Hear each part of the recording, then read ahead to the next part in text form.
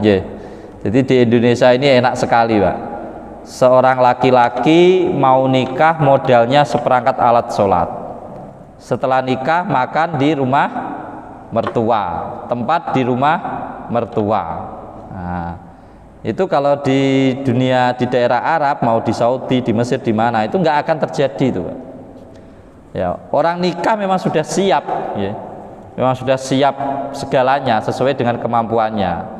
Jadi orang nggak punya ya meskipun sejelek apapun dia punya rumah ya bisa ada tempatnya di dalamnya gitu ya, baru menikah. Sehingga rata-rata kalau untuk laki-laki di sana itu ya mungkin tidak ada orang mengajukan dispensasi kawin itu, ya kan? Karena apa? Karena kalau laki-laki nggak mungkin nikahnya itu mudah, mesti nikahnya itu rata-rata 30-an itu baru nikah. Ya.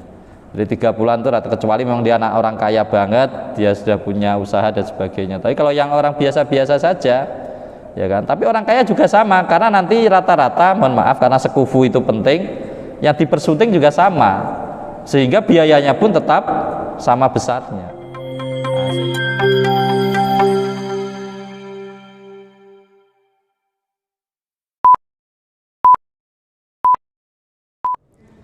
Bismillahirrahmanirrahim. Assalamualaikum warahmatullahi wabarakatuh.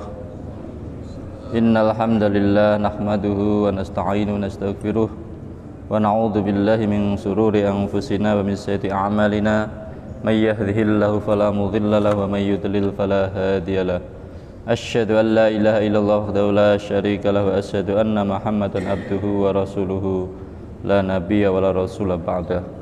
Allahumma salli wa sallim wa barik ala Muhammadin Rasulillah wa ala alihi wa ashabihi wa mawala. Rabbi israh li sadri wa yassir li amri wa hlul 'uqdatam min lisani yafqahu qawli. Allahumma anfa'na bima 'allamtana wa 'allimna ma lam na'lam. Amma ba'd. Jamaah subuh yang dimuliakan Allah Subhanahu wa taala. Puji syukur kehadirat Allah atas segala karunia-Nya, terutama iman, Islam dan kesehatan, sehingga pada kesempatan kali ini kita diberikan Allah untuk melaksanakan perintah-perintah beliau, termasuk juga menghadiri pengajian pada pagi ini. Salawat dan salam kita aturkan pada baginda Rasulullah sallallahu alaihi wasallam yang selalu menjadi suri teladan bagi kita semua, dan kita berharap kelak mendapatkan syafaatnya di hari kiamat. Jamaah yang dimuliakan Allah Subhanahu wa taala, insyaallah pada kesempatan kali ini kita akan sama-sama ngaji terkait dengan perceraian ya. Nah, di dalam istilah ya hukum positif kita yang ada di Indonesia itu, jadi istilahnya putus perkawinan itu karena 3. Pertama karena kematian. Nah, itu otomatis perkawinan putus. Yang kedua karena perceraian, dan yang ketiga karena putusan pengadilan. Nah, ini kalau hukum di kita di Indonesia. Nah, secara fikih sebenarnya istilah-istilah tersebut bagaimana ya? Jadi kalau istilah di Indonesia, putus perkawinan itu karena kematian, karena perceraian, dan karena putusan pengadilan. Nah, sedangkan di fikih sendiri, nah ini di fikih ini babnya tetap namanya bab at-tolak, tapi tolak itu nanti hanya khusus dari salah satu jenis dari perceraian saja.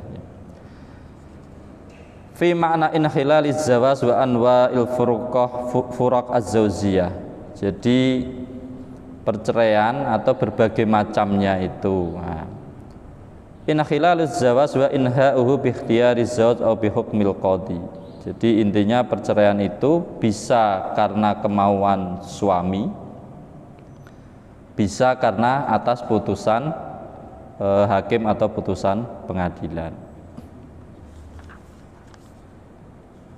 Nah, Malikiyah ini ya, Malikiyah berpendapat jadi macamnya perceraian ini banyak sekali, Pak. Ada sekitar 15 macam ya jenis penyebab perceraian itu. Nah, ini kalau nanti aja sekalian di belakang. Jadi ada yang talak dari pihak suami, ada juga nanti ila, ada li'an, ya kan? Ada karena melakukan hal yang merugikan istri, ya ada juga karena tidak memberikan nafkah, karena ada cacat ya antara suami istri, dan lain sebagainya. Al-furaq bainal fashi wat tolak. Yaftariku al-fashu anit tolak min thalathati aujah. Jadi ada dua macam perceraian itu, Pak. Pertama, perceraian dalam bentuk talak, yaitu dari suami. Ada perceraian dalam bentuk fasah, yaitu karena putusan pengadilan.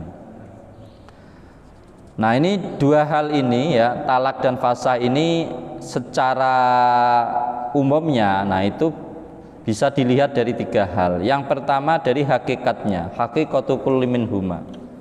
Al-faksu naqdun lil aqdi min asasihi wa izalatul lil hil alladhi yatarattabu alaih. Jadi kalau fasah itu dia memang membatalkan akad ya, dari asasnya, dari dasarnya itu sudah membatalkan akad, dan tidak lagi konsekuensinya menjadikan suami istri itu sudah tidak halal lagi. Nah, itu kalau fasah. Nah, jadi dia membatalkan akad ya dari dasarnya dan menyebabkan tidak halal lagi suami istri itu fasah. Contoh seandainya orang fasah karena salah satu murtad, nah kan. Jadi memang akadnya itu karena ada peristiwa baru yang menyebabkan akad itu mau tidak mau harus batal. Nah, dari asasnya dia harus batal dan otomatis menyebabkan tidak halal ya bagi suami istri tersebut. Amat tolak bahwa inhaun lil aqdi wa la yazulu al-hil illa badal bainuna al-kubra. Nah, beda dengan talak. Kalau talak ini dia hanya mengakhiri ya akad, tetapi kehalalannya itu masih melekat kecuali setelah bain kubro. Nah, bain kubro itu sudah ditalak 3 kali, ya kan, itu bain kubro. Jadi pada akhirnya hanya mengakhiri akad, akadnya tidak ada masalah sebenarnya, ya kan, cuma diakhiri yaitu oleh suami. Nah, kehalalannya masih, buktinya ketika masih dalam iddah boleh rujuk. Beda kalau karena fasah, mau masa iddah pun tidak boleh rujuk, tidak boleh rujuk lagi. Nah, itu kalau fasah. Nah, sedangkan kalau talak, ya kan, sebenarnya masih halal itu. Oleh karena itu dianggap masih al-ilaqah az-zawjiyah, itu dianggap masih dalam proses iddah, itu dianggap al-ilaqah az-zawjiyah itu masih. Sehingga kalau salah satu meninggal, kalau dalam bentuk talak ini masih dalam talak raj'i, masih mendapatkan bagian waris. Karena sebenarnya kehalalan itu masih, hubungan suami istri itu masih sebenarnya. Oleh karena itu rujuk itu ya di dalam fikih maupun itu tidak mesti dengan ucapan. Ya, jadi rujuk itu kalau dalam fikih ya, tapi kalau dalam hukum kita harus datang ke KUA rujuk ya, di Bapak Ibu KUA itu. Tapi kalau fikih itu rujuk itu dengan perilaku, kemudian mereka berhubungan suami istri itu sudah dianggap rujuk. Ya, tapi kalau administratifnya harus tetap KUA dan sebagainya, sama kayak nikah semuanya sudah diatur ya. Nah, ini perbedaan yang pertama. Kemudian yang kedua, penyebabnya ya, asbabu kulli minhuma. Al-fasku yakunu imma bisababin halatin tari'atin alal aqdi, ya tunafi az-zawas au halatin muqarinatin lil aqdi taqtadi adzami luzumihi minal asli. Jadi penyebabnya fasa itu bisa karena peristiwa baru ya, yang kemudian membatalkan atau menafikan akad itu, atau peristiwa yang membarengi dengan akad. Ya, contoh peristiwa baru kayak tadi itu, awalnya suami istri tidak ada masalah, ya, tahu-tahu salah satu murtad, ya kan, salah satu ada aib, ya, salah satu tidak mampu memberikan nafkah. Nah, ada juga yang memang dari awal tapi tidak diketahui. Contoh nikah sama saudara kandung. ya kan, nikah sama mahram yang diharamkan untuk menikah, tapi tidak tahu saat itu, taunya kemudian. Nah, yang seperti ini ya itu adalah fasah. Nah, itu sebabnya. Sedangkan talak fala yakunu illa binaan ala aqdin sahihin lazimin wa min huquqiz zauji falaisa fihi ma yatanafi ma'a aqdiz zawas aw yakunu bisababi adzami luzumihi. Sedangkan kalau talak ya itu didasarkan pada akad yang sah dan mulzim dia. Ya, sah dan mulzim. Dan ini hak dari suami. Sehingga kalau akadnya tidak sah seperti fasah tadi ya, maka suami tidak punya hak talak. Akadnya saja dari awal sebenarnya tidak sah, atau karena ada peristiwa baru yang menyebabkan akad itu harus batal. Nah, jadi dan itu hak dari suami ya. Jadi hak dari suami. Jadi kalau talak itu hak mutlak suami karena pernikahan tidak ada masalah ya, sampai dia menjatuhkan talaknya. Atharu kulli minhuma. Nah, kemudian konsekuensi ya, dampak akibat dari keduanya. Al-fasqu la yanqusu adadat talaqati allati yamlikuha ar-rajul. Jadi talak ini tidak mengurangi ya hitungan talak yang dimiliki oleh suami. Sedangkan fasah ya, fasah tidak mengurangi hitungan talak yang dimiliki suami. Wa ammat talaku fayangkusuh bihi adatut tolak. Sedangkan talak itu mengurangi hak suami dalam hitungan talak. Kalau suami sudah menalak satu berarti berkurang tinggal 2 kali. Sedangkan fasah ini dalam fikih tidak mengurangi.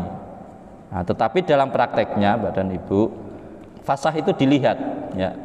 Kalau di Indonesia meskipun yang ajukan istri namanya cerai gugat ya, tetapi kok bukan karena riddah, bukan karena murtad ya, karena hanya nggak berikan nafkah, karena perselisihan terus menerus, itu tetap mengurangi ya, karena yang dijatuhkan itu talak bain sugro 1. Jadi oleh karena itu kalau dibaca kemudian menjatuhkan talak 1 bain sugro. Jadi talak untuk pertama bain sugro, sehingga mengulangi masih tinggal 2 lagi. Nah, ini perbedaan di prakteknya fikih sama fikihnya Mata takunu wa kadzalika furqatul fasqi la yaqau fi iddatit talaq illa idza kana bisababi riddah aw al iba anil islam fa yaqau fihi ma indal hanafiyah talaqan jazran wa uqubah amma iddatut talaq fa yaqau fiha talaq akhar fa yastamiru fiha katsir min akhbis zawas sumen qabla dzukul la yujabu liman asya'an minal mahar amma talaq qabla dzukul fa yujabu nisful mahar.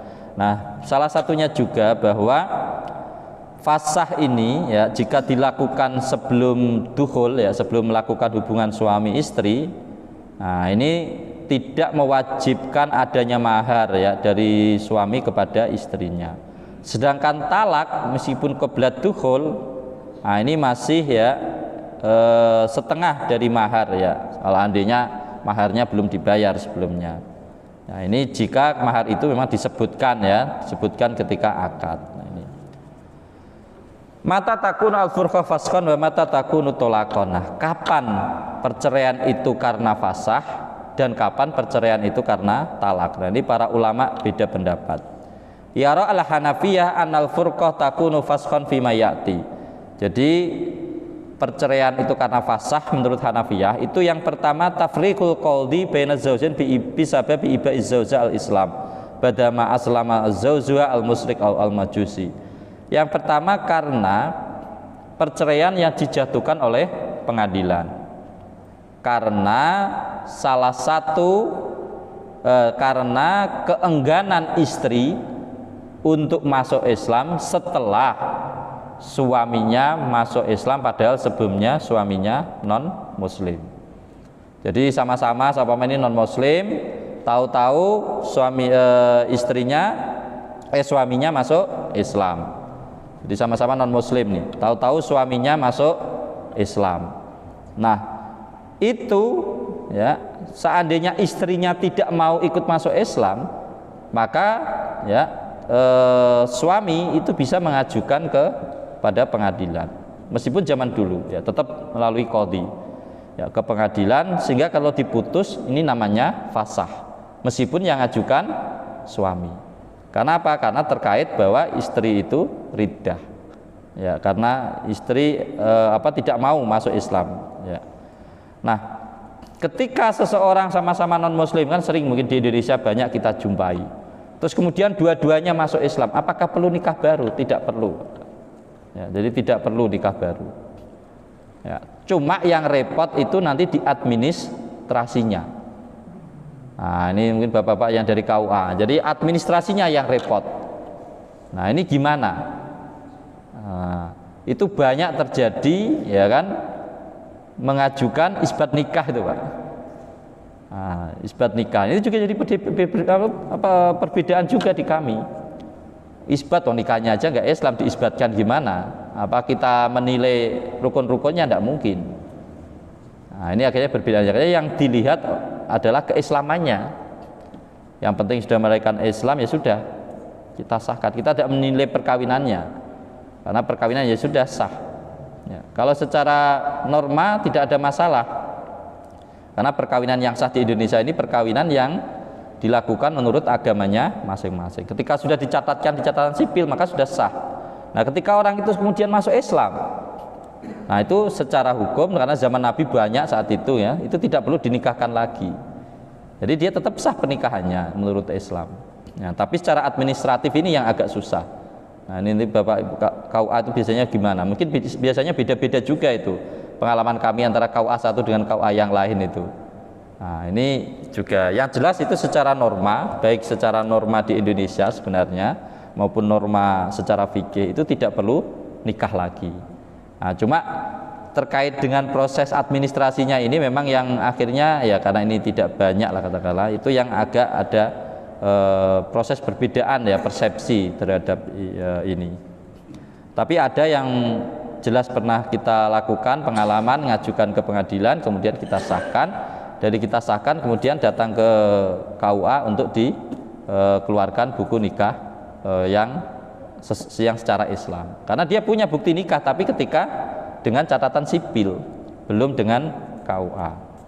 Nah, itu udah tahu di KUA, mungkin nanti saya bisa detailnya kayak gimana, ya. Tapi kalau di kami, ya, selama orang ngajukan, ya akan kita nilai. Yang penting sudah ada buku, ada catatan sah nikahnya dulu, ya kan. Kemudian dia meskipun tidak dikeluarkan oleh Dukcapil. Kalau sudah dikeluarkan Dukcapil, biasanya hanya tinggal datang ke KUA dengan dia melampirkan keislamannya, mungkin sudah dicatat, Pak, ya. Ya, mungkin. Tapi kalau yang datang itu ke kami seringnya memang dia belum punya bukti akta perkawinan dari catatan sipil.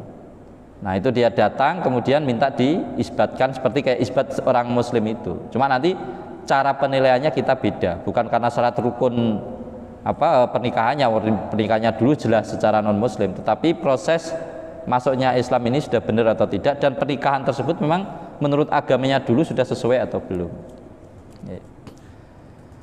Kemudian yang kedua, yaitu karena riddatu ahaduz zaujain, ya. Tadi kalau tadi kan awalnya sama-sama non muslim, kemudian salah satu masuk Islam, suami masuk Islam. Nah, yang kedua karena murtadnya salah satu dari suami istri, itu juga fasah menurut Malikiyah. Kemudian karena khiyaru bulughus shaghir au shaghirah. Jadi di budaya Arab, ya, dulu itu anak kecil banyak dinikahkan, Pak. Jadi anak kecil dinikahkan. Anda tahu di Madura ini ada enggak? Jadi anak kecil dinikahkan. Nah, ketika besar, anak kecil ini boleh memilih, termasuk yang laki maupun yang perempuan. Jika dia melihat bahwa calon istri atau calon suaminya, istri dan suaminya ini ada aib yang ada, ya kan, ada aib, ada cacat, ada hal yang katakanlah dapat yang tidak dia sukai. Nah, ini bisa dia memilih, ya, memilih mau perkawinannya lanjut atau fasah, dan itu harus dilakukan oleh pengadilan. Kemudian khiyarul id, yaitu bi anta atiqa al amad wa yabqa zawju abdan fala al khiyar bil baqa au ibnaha uzzawas.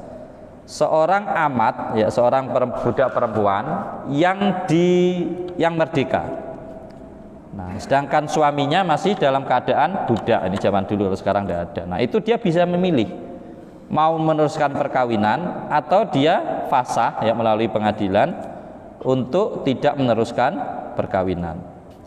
Kemudian yang keenam, at-tafriq li adamil kafa'ah aw li nuqsanil mahri. Takunu al-furqah fasqan, atau karena putusan pengadilan sekufu, tidak sekufu. Jadi kalau di Arab itu sekufu itu kan memang luar biasa, Pak. Jadi sekufu itu memang ditimbang-timbang betul dan itu ada kriterianya dalam fikih itu. Jadi yang sekufu itu kayak yang gimana gitu. Nah, seandainya bahwa dia tidak sekufu, ya kan, dulu dinikahkan sama walinya dan dia tidak sekufu, atau maharnya tidak dibayar, ya hanya separuh dari mahar misil. Jadi maharnya itu hanya separuh dari mahar misil. Padahal mahar misil itu ditentukan, ya. Ada setiap daerah itu beda-beda dalam zaman dulu. Maka dia boleh mengajukan fasah di pengadilan. Itu zaman dulu, Pak. Nah, di Indonesia ini kan enak, ya. Jadi di Indonesia ini enak sekali, Pak. Seorang laki-laki mau nikah modalnya seperangkat alat sholat. Setelah nikah makan di rumah mertua, tempat di rumah mertua. Nah, itu kalau di dunia, di daerah Arab, mau di Saudi, di Mesir, di mana, itu nggak akan terjadi itu, Pak. Ya, orang nikah memang sudah siap, ya. Memang sudah siap segalanya sesuai dengan kemampuannya. Jadi orang nggak punya, ya meskipun sejelek apapun dia punya rumah ya bisa ada tempatnya di dalamnya gitu ya, baru menikah. Sehingga rata-rata kalau untuk laki-laki di sana itu ya mungkin tidak ada orang mengajukan dispensasi kawin itu, ya kan? Karena apa? Karena kalau laki-laki nggak mungkin nikahnya itu mudah, mesti nikahnya itu rata-rata 30-an itu baru nikah, ya. Jadi 30-an itu rata, kecuali memang dia anak orang kaya banget, dia sudah punya usaha dan sebagainya. Tapi kalau yang orang biasa-biasa saja, ya kan? Tapi orang kaya juga sama, karena nanti rata-rata, mohon maaf, karena sekufu itu penting, yang dipersunting juga sama, sehingga biayanya pun tetap sama besarnya. Nah, sehingga rata-rata orang menikah itu 30-an, bahkan banyak yang lebih dari 30 baru menikah untuk laki-laki, ya. Tapi kalau untuk perempuan memang banyak yang masih muda-muda banget, ya. Tapi kalau untuk laki-laki itu nggak mungkin dia masih muda, karena harus semuanya. Dan di dunia Islam hari ini tidak ada perkawinan yang tidak dicatat oleh negara. Jadi peraturan pencatatan pernikahan itu bukan hanya di Indonesia, Pak. Indonesia itu belajarnya dulu dari Mesir gitu, Pak. KHI itu banyak dipengaruhi ya oleh undang-undang akhwal sasiyah Mesir itu. KHI itu banyak, selain juga menyesuaikan dengan kearifan lokal di Indonesia, tetapi banyak dipengaruhi oleh undang-undang akhwal sasiyah ya, hukum keluarga di Mesir gitu. Nah, itu nggak ada di dunia ini, nggak ada sekarang yang tidak dicatat. Begitu juga perceraian, Pak. Perceraian sekarang tidak ada yang tidak dilakukan di pengadilan di negara manapun. Jadi di negara manapun sekarang di dunia Islam itu tidak ada yang tidak dicatatkan tidak dilakukan di pengadilan. Oleh karena itu semua negara Islam itu punya yang namanya Mahkamah Al-Ahwal As-Saksiyah, yaitu pengadilan keluarga. Jadi itu pasti punya. Ada yang mengatakan Mahkamah Usroh, ya istilahnya, ada yang mengatakan Mahkamah Al-Ahwal As-Saksiyah. Nah, itu yang tapi jelas ada. Bahkan di Saudi pun yang jelas-jelas di dalam dasar negaranya itu adalah Al-Quran dan hadis, itu tetap ada yang namanya Mahkamah Ahwal Saksiyah, berdiri sendiri dia. Cuma bedanya di sana hanya tingkat pertama sama banding. Kalau di Indonesia sampai kasasi, ya, sampai Mahkamah Agung. Kalau mereka hanya tingkat banding kalau perkara seperti itu. Jadi tidak ada di dunia ini yang tidak seperti itu. Bahkan di Saudi itu repot, Pak, untuk menikah itu. Memang menikahnya tidak harus di depan penghulu, ya. Tapi setelah menikah dia harus mencatatkan ke ma'dzun syar'i istilahnya. Kalau kita ya seperti KUA lah katakanlah, meskipun tidak sepenuhnya, tapi mirip gitu. Jadi di ma'dzun syar'i sama kayak di Mesir, ya. Cuman setelah dari ma'dzun syar'i, pernikahan itu harus dicatatkan lagi ke pengadilan, disahkan di pengadilan, Pak. Ya, mengetahui pengadilan. Sehingga ketika ada orang cerai itu tidak ada potensi yang namanya buku nikah palsu. Karena apa? Pernikahannya sudah tercatat di pengadilan. Jadi malah lebih simpel di Indonesia. Ya, kalau di Mesir hanya sampai ma'dzun syar'i ya, seperti kayak KUA. Tapi kalau di Saudi itu sampai harus mengetahui pengadilan, yaitu Mahkamah Ahwal Syakhsiyah itu. Nah, itu kalau di Saudi. Nah, begitu juga dengan perceraian. Perceraian ya, kalau di Saudi memang menjatuhkan talak tidak harus di depan pengadilan bagi yang talak ya, bukan fasah. Jadi boleh sawama seorang menjatuhkan talak di mana saja, tetapi nanti perlu diisbatkan di pengadilan. Artinya dibuktikan di pengadilan. Dan itu yang ngajukan bisa suami, bisa istri. Nah, benar nggak dia sudah menjatuhkan talak? Nah, nanti tetap harus dengan saksi-saksi. Kalau sudah mulai terbukti semuanya, baru dikeluarkan akta cerai oleh pengadilan. Sokut tolak istilahnya. Ya, jadi akta cerai oleh pengadilan. Jadi mohon maaf ini bagi bapak-bapak yang meyakini bahwa hukum, katakanlah hukum Allah itu yang seperti fikih, ya itu mungkin saja. Tapi sekarang di dunia, bahkan Saudi sendiri yang dasarnya itu adalah Al-Quran dan hadis, itu mempraktekkan sama dengan kita. Detailnya saja yang beda-beda. Jadi prakteknya itu sama. Karena saya 40 hari diklat peradilan di Saudi, Pak. Jadi masuk ke pengadilan-pengadilan, dilihatkan bukti akta cerai itu kayak gimana, putusan mereka kayak gimana. Dan itu tidak hanya di pengadilan keluarga, tapi di pengadilan pidana, di pengadilan hubungan industrial, di pengadilan apa, kita masuk semua. Bahkan di baris krimnya kita dilihatkan itu. Jadi di baris krimnya dan sebagainya itu kita dilihatkan.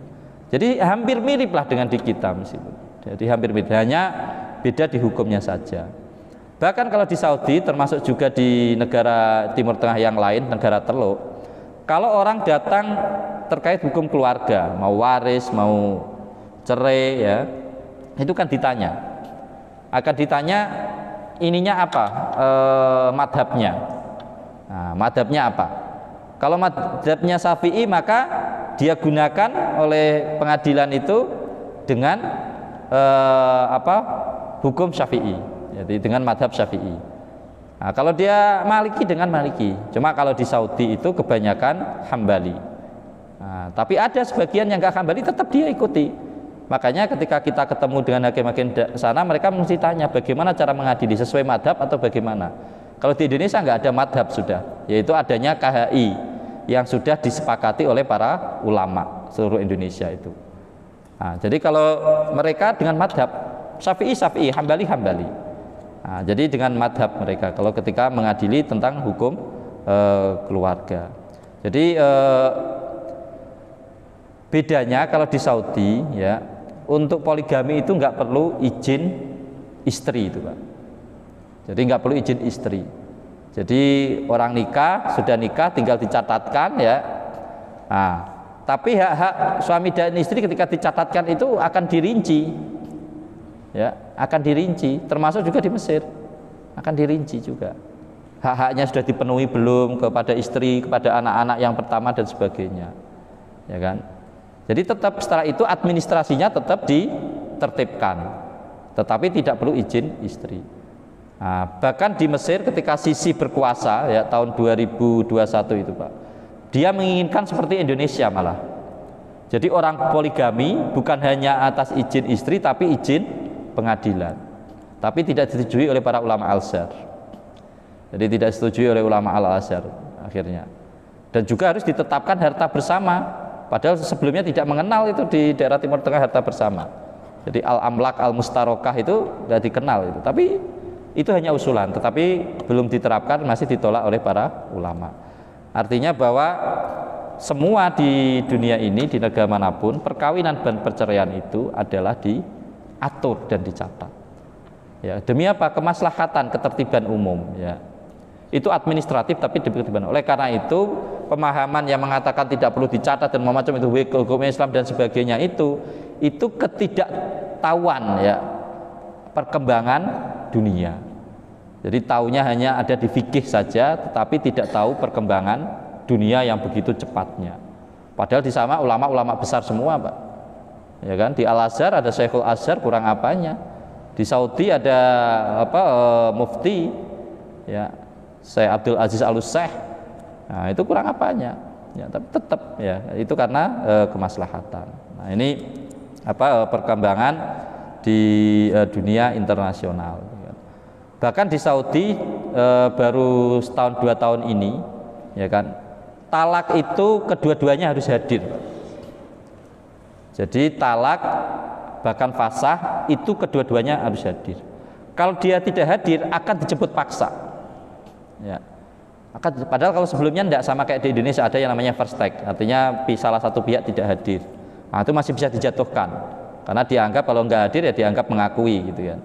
Nah, tapi sekarang nggak, tetap jemput paksa. Nah, dan harus, nah ini bedanya di Saudi ya, bahkan di negara-negara itu harus disepakati dulu Pak akibat-akibat dari perceraian itu. Nafkah iddah istri berapa, ya kan, hak asuh ini ke siapa, biaya asuh ini berapa melalui siapa, dan seterusnya, ya kan, sampai beres. Memang kalau mereka tidak mengenal harta bersama karena harta pribadi-pribadi harus diberes. Kalau mereka tidak beres, maka tetap nanti pengadilan yang memutuskan. Nah di kita, mohon maaf, di kita ini dengan berlindung katakannya hukum Islam, tetapi hanya hukum Islam setengah-setengah kita ini.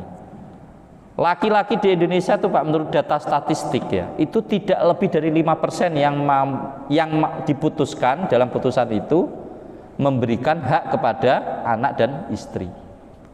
95%-nya itu belum Pak. Tapi ini kita ya di Badan Peradilan Agama kebijakan sebisa mungkin dimasukkan. Karena itu sampai kapanpun itu kewajiban. Kelak di akhirat ditagih oleh Allah Subhanahu wa taala.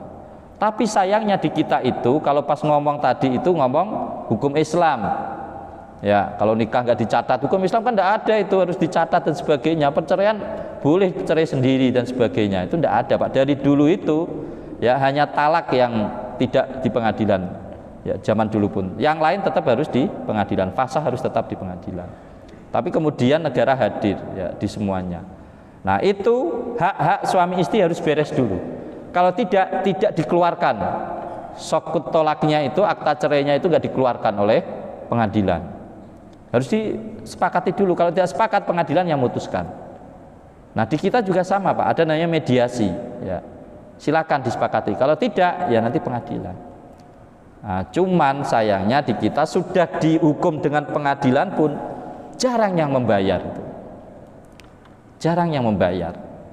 Nah, kita belum punya daya paksa yang kuat ya, seperti di Saudi itu gampang. Orang tidak bayar langsung diblokir semua nomor rekening, kemudian kartu-kartu semuanya diblokir, Pak. Jadi semua diblokir langsung. Jadi jatuh tempo dia bayar ke anak seumpama ya, setiap bulan nafkah sekian. Dia gak bayar, udah langsung diblokir. Jadi pengadilan nyampaikan ini tidak ada yang perempuan tadi dan anak mengadu ke pengadilan, kemudian pengadilan membuat surat diblokir semua sudah. Sehingga mau tidak mau orang membayar. Di kita ya kan, yang pegawai negeri saja kita minta ke BKD nggak bisa motong lagi Pak. Karena apa? Sudah min itu gajinya itu. Jadi udah min itu yang pegawai negeri itu, apalagi yang orang biasa mau dipotong kemana? Nah ini tidak ada. Nah ini di kita bagaimana hukum Islam itu ya, ini kesadaran lah ya, kesadaran ya. Bahkan mohon maaf ya, di kita saja yang Madura yang katanya basisnya santri, itu tidak banyak yang secara sukarela, bahkan melalui putusan aja belum tentu dilaksanakan, memberikan kewajibannya kepada anak dan istri. Setelah cerai paling anak dikasih sebulan, 2 bulan, 3 bulan. Setelah itu sudah lupa. Yang menafkahi ibunya, yang menyekolahkan ibunya, kalau sakit semuanya ibunya.